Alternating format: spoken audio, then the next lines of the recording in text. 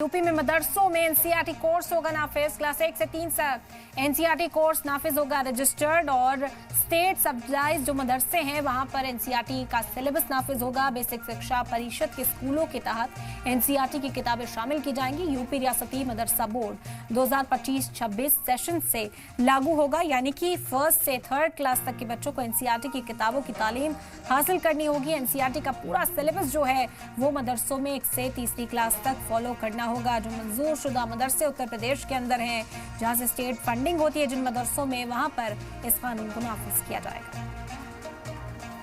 और इस वक्त हमारे नुमाइंदा तीख जुड़ गए, मजीद जानकारी हासिल करते हैं। तीख, क्या जानकारी मिल पा रही है इस वक्त तक?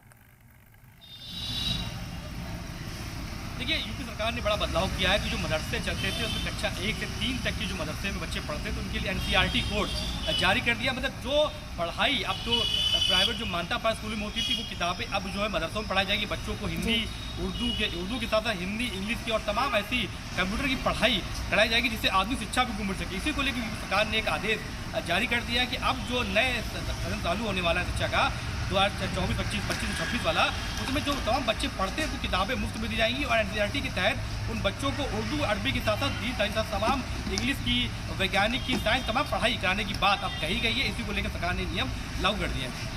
बिल्कुल अतीक, क्या रिएक्शन इस पर सामने आ रहा है? क्या इसको इस्तक़बाल या तरीक़े से कबूल किया गया? क्योंकि इससे पहले भी हमने देखा कि जब इस तरह की तरमीम की जाती है तो मदरसा बोर्ड की ओर से भी रिएक्शन सामने आते हैं और जो मुतवल्ली हैं उनकी ओर से भी रिएक्शन कई तरह के सामने आते हैं। देखिए, सभी जो मुतवल्ली हैं, ये मदरसा बोर्ड के लोग हैं, उन्होंने इस सरकार के फैसले का स्वागत किया है और ये कहा है कि अच्छी पहल सरकार की। मगर कई ऐसे मदरसे पहले से चल रहे थे जहाँ पर बच्चों को दीनी तालीम के साथ साथ उर्दू के साथ साथ अरबी शिक्षा के साथ साथ इंग्लिश, हिंदी और साइंस मैथ की पढ़ाई जाती थी। मगर सरकार ने अब ये नियम लागू कर दिया कि सभी जितने मदरसे उत्तर प्रदेश में चल रहे हैं, जो सरकारी मदरसे हैं और चाहे गैर सरकारी मदरसे, सभी में बच्चों को अब एनसीईआरटी के तहत कक्षा 1 से 3 तक के बच्चों को ये नियम कर दिया गया कि लागू रहेगा कि उनको हिंदी, इंग्लिश, मैथ, साइंस की पढ़ाई भी करनी पड़ेगी, क्योंकि उनको दीनी तालीम के साथ साथ दुनियावी तालीम भी मिल सके और जब वो पढ़ाई करें तो बाहर की शिक्षा भी मिल सके। इसी को लेकर ये आदेश जारी किया गया और ये भी कहा गया कि सभी बच्चों को कोशिश की जाएगी कि मुफ्त किताबें भी मिलेंगी, उनकी पढ़ाई और अच्छे से की जाएगी। कई ऐसे टीचर भर्ती किए जाएंगे जो हिंदी इंग्लिश की पढ़ाई भी करेंगे। तो अच्छा जो सरकार का अच्छा ये नियम लागू किया, अच्छा फैसला है। इसको लेकर सभी मुतवल्ली है, ये जो मदरसा बोर्ड शिक्षा के लोग हैं तो उसका फैसला करें कि अच्छा सरकार ने फैसला लिया है। बिल्कुल अतीक, और इसका निज़ाम कैसे फिर चलेगा मदरसों में? अगर एनसीईआरटी का सिलेबस लागू होगा तो पढ़ाने के लिए ज़ाहिरी तौर पर असतिज़ा की ज़रूरत होगी। अभी मदरसे में जो हम देखते हैं पढ़ाने के लिए असतिज़ा पहुँचते हैं, उर्दू से वाबस्ता होते हैं, अरबिक लैंग्वेज से वाबस्ता होते हैं, लेकिन अब तो हर सब्जेक्ट का टीचर फिर यहाँ पर होगा। क्या निज़ाम, क्या कुछ इंतजाम जो हैं वो किए जा रहे हैं सरकार की ओर से?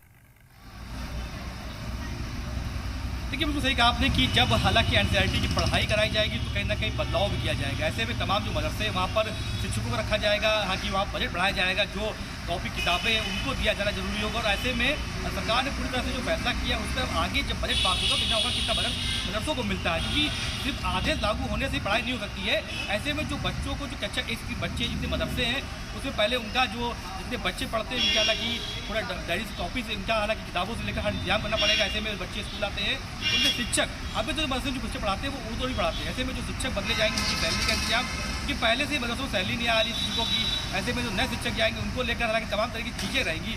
तो अच्छा फैसला सरकार का, मगर लागू होने के बाद कितना फैसला ये जमीनी स्तर पर उतर पाएगा, कितना बच्चा पढ़ाई कर पाएंगे, ये देखने वाली बात अहम होगी। बिल्कुल, क्योंकि वालिदैन कई बार शक शुबा जाहिर कर चुके हैं अतीक कि दो चीज़ें एक साथ अगर मुसल्लत कर दी जाएं, अगर बच्चों को निज़ाम इस तरीके का बना दिया जाए कि एनसीईआरटी की पढ़ाई भी करनी है, उसके बाद उन्हें दीनी तालीम जो है वो भी हासिल करनी है, तो बोझ जो है एक तरह से वो भी 1st से 3rd क्लास के बच्चे हैं, नन्हे बच्चे हैं जिनके ऊपर बोझ बढ़ता हुआ नजर आएगा। कैसे इसे मैनेज करने के लिए इंतजाम जो है वो किए जा रहे हैं और वालिदैन का क्या कुछ कहना है वो भी आपसे जानेंगे।